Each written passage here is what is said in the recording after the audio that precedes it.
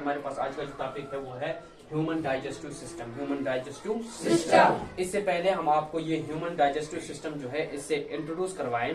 हमें पता होना चाहिए कि डाइजेशन जो है ये एक प्रोसेस है जो हमारे अंदर जो है टेक प्लेस करती है। ठीक है, तो डाइजेशन तभी होगी जब हम एक खास किस्म की प्रोसेस जो है करेंगे, दैट्स कॉल्ड न्यूट्रिशन। ठीक है, न्यूट्रिशन हर एक लिविंग ऑर्गेनिज्म में होती है। ठीक है, और अपने डिफरेंट पैटर्न्स डिफरेंट तरीकों से हो जाती है क्या nutrition in every living organism. ठीक है, तो अगर हम सबसे पहले बात करेंगे न्यूट्रिशन की, व्हाट इज न्यूट्रिशन। न्यूट्रिशन का मतलब क्या होता है। ठीक है, तो न्यूट्रिशन होता है intake and utilisation of food. हम जो ग़िज़ा खाते हैं उसको, वही ग़िज़ा जो है जब हम इनटेक करेंगे और उसके बाद उसको यूटिलाइज करना। यूटिलाइज करने का मतलब इसको हम इस्तेमाल करेंगे। ठीक है, इसको हम इस्तेमाल करेंगे।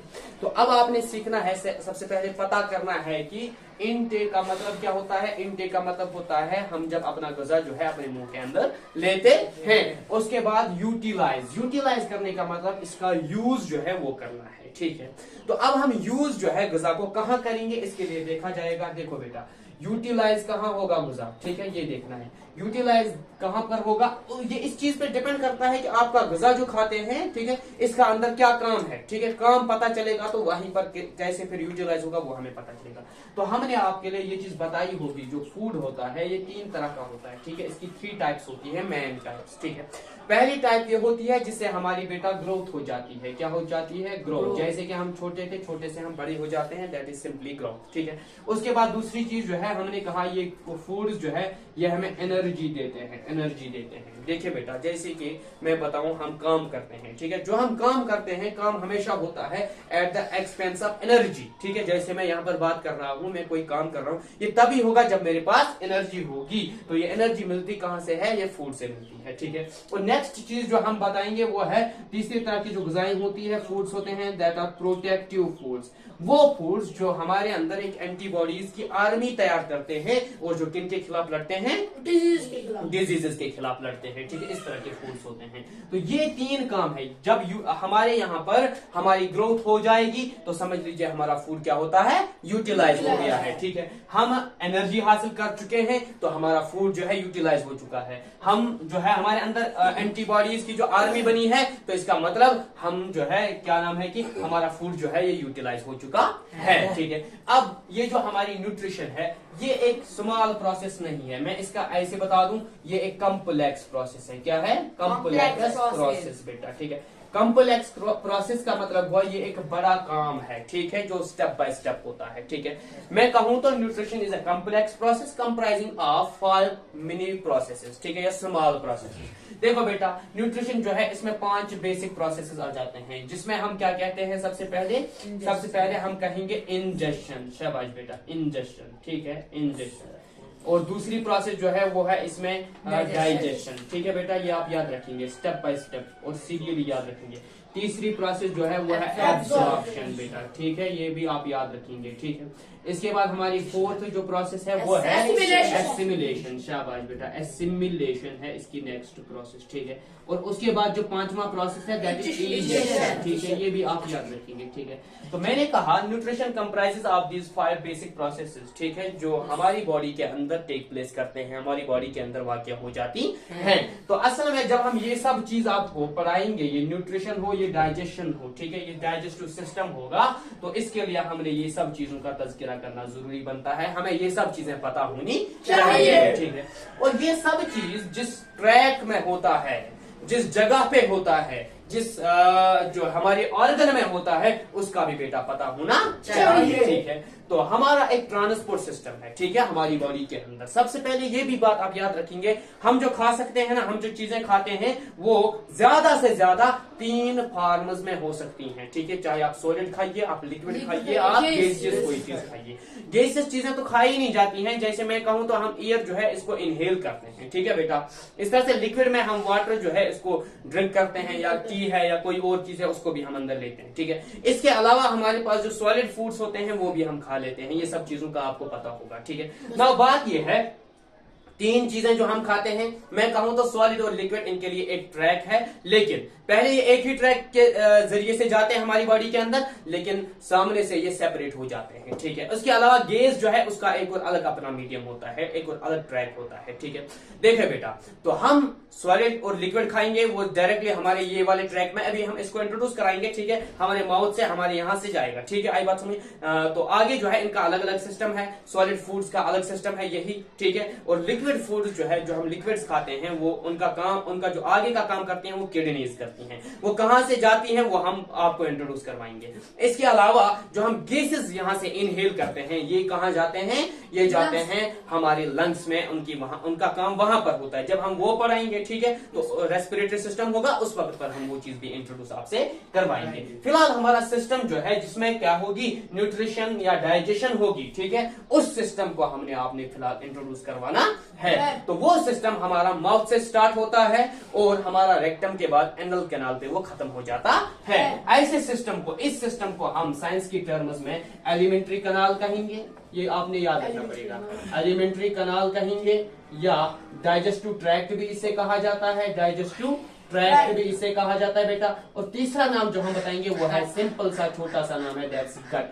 अगर आप ये याद नहीं रख पाते हैं तो गट याद रखना चाहिए, ठीक है। आई बात समझ। ये भी याद रखना बहुत जरूरी है आपके लिए, ठीक है, क्योंकि ये तीनों नाम इसके लिए है बेटा। अगर हम इसकी बात करेंगे, ये एलिमेंट्री कैनाल हो, डाइजेस्टिव ट्रैक्ट हो या हमारा गट हो, ठीक है, ये कहां से शुरू होता है, हमारे माउथ से स्टार्ट होता है। कौन, ये एलिमेंट्री कैनाल या गट, ठीक है। तो जब भी हम पहले ये सब प्रोसेसेस पढ़ेंगे, इसके लिए हमने पहले पढ़ना पड़ेगा ये प्रोसेस वाका कहां होती है, उस जगह का नाम क्या है, कहां से होती है, ठीक है बेटा। तो सबसे पहले हमारे पास हमारा माउथ आता है, ठीक है। माउथ तो सबके पास है बेटा, ठीक है, माउथ।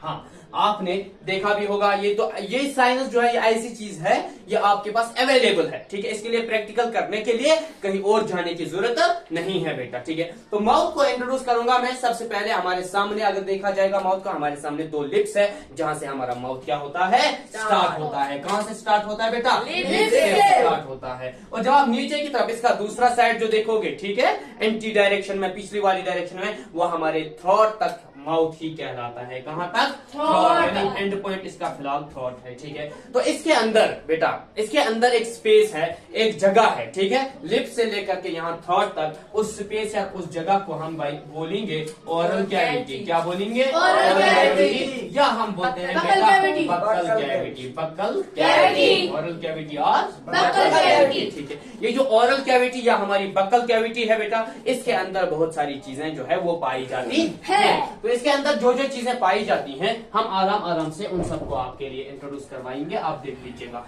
देखो बेटा, हमारा जो माउथ है इसके अंदर सबसे पहले जब हम माउथ में एंट्री करते हैं, कहां से होती है एंट्री, लिप्स से होती है, ठीक है बेटा, लिप्स से होती है हमारी एंट्री। लिप्स जो है हमारे माउथ के साथ, हमारे गम्स के साथ, लिप्स हमारे जो है ये इसके साथ बांधे हुए होते हैं, ठीक है, छोटे से मस्कुलर पीस से, ठीक है, जो बहुत बारीक होता है, बहुत छोटा होता है, ठीक है। वो छोटा मस्कुलर पीस, ठीक है, जिसको इस काम के लिए जो है सिर्फ नॉटिंग के लिए इस्तेमाल किया जाता है, इनको आप बोल सकते हैं, अगर प्लूरल में बोलो तो फ्रेन्यूला, अगर सिंगुलर बोलोगे तो फ्रेन्यूलम, ठीक है। हमारे यहाँ पर दो फ्रेन्यूला है, ठीक है। ऊपर वाला है सुपीरियर लैबियल फ्रेन्यूलम और नीचे वाला है इंफीरियर लैबियल फ्रेन्यूलम। जब आप अपना लिप ऊपर की तरफ टर्न करोगे तो यहाँ पर एक नॉट पाओगे, ठीक है, उसका नाम है क्या, सुपीरियर लैबियल फ्रेन्यूलम। और दूसरा जो है, जो हमारा नीचे की तरफ है, that is inferior labial frenulum, ठीक है। ये हमारा लिप्स जो है, हमारे लिप्स को जो है हमारे माउथ के साथ इंटैक्ट रखता है, बांध के रखता है, ठीक है। इसके बाद देखो बेटा, हमारा जो माउथ है, माउथ के अंदर कौन कौन सी चीज है वो देख लीजिएगा आप, ठीक है। देखो बेटा, सबसे पहले हमारे माउथ के अंदर जो है वो है हमारे टंग है एक चीज, ठीक है बेटा, टंग है हमारे माउथ के एक चीज अंदर, ठीक है। दूसरी बात जो है हमारे टीथ हैं, टीथ है हमारे माउथ के अंदर, ठीक है। इसके अलावा हमारे माउथ के अंदर जो है पैलेट्स हैं। इसके अलावा हमारे माउथ के अंदर जो है माउथ फ्लोर है, माउथ फ्लोर है, ठीक है। और इसके अलावा हमारे माउथ के अंदर जो है गम्स है, गम्स के ऊपर ही हमारे टीथ होते हैं, ठीक है। ये बात हम जो है आपको बताएंगे। देखो बेटा, सबसे पहले हम बात करेंगे टंग की, किसकी बात करेंगे? टंग की। ठीक है, टंग होती क्या है? It's a muscular structure. ठीक है, मस्क्यूलर स्ट्रक्चर बेटा, क्या होता है ये? Muscular structure. It's totally formed of muscles. ठीक है, किसका बना होता है? मसल्स का। ठीक है, अब ये मस्कुलर स्ट्रक्चर है, ठीक है, इसका काम क्या है? ठीक है, इसके बहुत सारे फंक्शंस हैं हमारी जबान के अंदर बेटा। ठीक है, जब हम देखेंगे अपनी टंग को ऊपर की तरफ से, यहां पर हम फंक्शंस ऑफ टंग जो है इसको नोट कर सकते हैं, क्या क्या फंक्शंस है। ठीक है, नंबर फर्स्ट फंक्शन है हमारी जो टंग है, ठीक है, इसके ऊपर वाली जो साइड है इस पर क्या होते हैं? एक फर जैसा होता है। ठीक है, जैसे फर आपने देखा होगा, उनको हम बोलेंगे बेटा टेस्ट बड्स। Taste buds. और साइनस की टर्म्स में उनका नाम होता है पेपिलिए। क्या होता है? पेपिलिए। ठीक है, ये याद रखना पड़ेगा आपको। हमारी माउथ जो है, हमारी माउथ के अंदर क्या है? टंग है। उस टंग के अंदर जो है, टंग के ऊपर वाली साइड पर क्या होते हैं? Taste buds. वो जैसे फर होता है, अगर आपने देखा भी होगा किसी जानवर की जबान को, ठीक है, तो उनको हम पेपिलिए बोलते हैं। ठीक है, ये किस लिए होते हैं? टेस्ट करने के लिए। ठीक है, सो टेस्ट बड्स, पहला काम जो हमारी टंग का बनता है वो है क्या? टेस्ट करना बेटा। ठीक है, पहली बात खत्म होती है। दूसरी बात, जब हम अपनी टंग की नीचे वाली साइड को देखेंगे, ठीक है, जो किस पर लाई करती है? Floor of the mouth. Mouth का जो फ्लोर होता है इसके ऊपर हमारी टंग लाई करती है। तो उस साइड से जो हमारी माउथ, जो हमारी टंग है, इसके नीचे एक ग्लैंड होता है। क्या होता है? ग्लैंड। ग्लैंड सिंपली हम आपके लिए इंट्रोड्यूस करवाएंगे। वो ऑर्गन जिसकी ताकत हो सिक्रीशन की। किसकी ताकत हो? सिक्रीशन की। सिक्रीशन का मतलब कोई चीज सिक्रीट करना। जैसे कुएं के किसी जगह से पानी आता है ना, ठीक है, इसी तरह से किसी ऑर्गन में ताकत होता है, वो कोई भी चीज सिक्रीट करे, चाहे वो कोई जूस सिक्रीट करता हो, चाहे वो कोई जो है हार्मोन सिक्रीट करता हो। ठीक है, ये बात याद रखनी है। तो टंग हमारी जो है इसके नीचे एक तरह का ग्लैंड होता है जहां से स्लाइवा सिक्रीट होता है। ठीक है, स्लाइवा समझ गए ना आप लोग? ठीक है, तो उसको हम बोलते हैं, उस ग्लैंड को हम बोलते हैं स्लाइवरी ग्लैंड। सो दूसरा फंक्शन हमारी टंग का ये आ गया कि हमारी टंग जो है इसके नीचे एक ग्लैंड होता है स्लाइवरी ग्लैंड, ये वहां से स्लाइवा जो है उसको सिक्रीट करता है। ठीक है, अगली जो फंक्शन है हमारी, ठीक है बेटा, हम बताएं आपको, टंग जो है ये एक और काम करता है, that is cleaning of teeth. Cleaning of teeth बेटा, जब भी हम कोई चीज खाते हैं, ठीक है, उसके बाद जिस तरह से भी अपने आप इन टीथ की सफाई करेंगे, लेकिन एक बात जरूरी बनती है, हमारी माउथ उसमें हेल्प करती है, हमारी टंग इसमें हेल्प करती है। क्या करने में? सफाई करने में। जो हमारी टंग होती है ये भी हेल्प करती है सफाई करने में। ठीक है, ये बात आपको समझ आ गई होगी। जैसे कि हम अपनी जो हमारी टंग होती है ये बहुत फ्लेक्सिबल होती है, इसको हम रोटेट करवा सकते हैं राइट लेफ्ट आराम से, तो इसकी मदद से भी हमारी टीथ जो है साफ हो जाते हैं। ठीक है, इसके अलावा क्या कहा मैंने? सबसे पहले टेस्ट के काम आती है, स्लेवा सिक्रीट करने के काम आती है, क्लीनिंग ऑफ टीथ जो है इसके लिए काम आती है। और एक फंक्शन है ये कि जब भी आप खाना खाते हैं, ठीक है, हमारे माउथ में खाना गया तो हम इसको क्या करते हैं? चबाते हैं। ठीक है, इसकी थोड़ी सी डाइजेशन हम यहीं पर करते हैं। ठीक है, तो जब हम डाइजेशन करते हैं, जब हम इसकी थोड़ी सी जो है ब्रेक डाउन करते हैं, तो लास्ट पे जब आपका फूड का लुकमा जो है वो that when it's about to swallow, ठीक है, जब वो तैयार होगा किसके लिए? नीचे लेने के लिए, उस वाली हालत को हम बोलते हैं बेटा, उस वाले फूड को जब वो ऐसा बनता है उसको क्या बोलते हैं? बोलस बोलते हैं। ठीक है, उस बोलस को स्वेलो करने, बोलस को बनाने में और स्वेलो करने में टंग जो है ये हेल्प करती है। किसमें हेल्प करती है? Formation of bolus. ठीक है, ये कुछ फंक्शंस थी किसकी? टंग की, जो हमने आपको इंट्रोड्यूस करवाई। और सबसे पहले टंग क्या होता है? मस्कुलर स्ट्रक्चर होता है जिसके ये सारे काम होते हैं। इसके अलावा जो टेस्ट बड्स होते हैं, ठीक है, ये डिफरेंट जगह जो हमारी यहाँ पर है इसमें बहुत सारे टेस्ट होते हैं। अगर हम नॉर्मली टंग का स्ट्रक्चर देखेंगे यूं होता है। ठीक है, तो सबसे पहले यहाँ पर होता है सामने की तरफ से साल्टी टेस्ट आपको इस टिप ऑफ द टंग पे आपको दिखेगा। ठीक है, इसके अलावा हमारा जो यहाँ पर और यहाँ पर होता है, यहाँ आप सुअर टेस्ट कर सकते हो। ठीक है, इसके अलावा ये स्ट्रक्चर जो होता है यहाँ पर आप बिटर टेस्ट कर सकते हो। ठीक है, इसके अलावा भी बहुत सारे टेस्ट है जिनका अपनी अपनी जगह है और आप टेस्ट कर पाते हो उन सब चीजों का। ठीक है, नाउ अब दूसरी चीज जो है, ये हमारा जो है माउथ के अंदर पहला पार्ट था कौन सा वाला? टंग का। अब हम दूसरी चीज जो है वो है टीथ। इनको आपके लिए यहाँ पर लाएंगे। टीथ क्या चीज होती है? देखो बेटा, टीथ जो है ये हमारी बॉडी का हार्ड स्ट्रक्चर होता होता है, ठीक है, क्या होता है, हमारी बॉडी का हार्ड स्ट्रक्चर होता है। इनका भी बहुत सारा काम होता है, ठीक है, ये डाइजेशन में मदद करते हैं, टीथ जो है हमारी डाइजेशन में मदद करते हैं। इसके अलावा ये क्या काम करते हैं, ये पहला इसका फंक्शन है। दूसरा फंक्शन, ये हमारी बॉडी की शेप मेंटेन करते हैं, हमारी शक्ल बनाते हैं। जैसे आपने देखा होगा, जो कोई बंदा होगा जिसके पास दांत नहीं होते हैं, जरूरी बनता है कि उसकी शेप पर उस चीज का असर बहुत ज्यादा पड़ता है, ठीक है। अब जिसके पास टीथ है, उसके पास उन टीथ की मदद से उसकी शेप जो है वो बरकरार रहती है।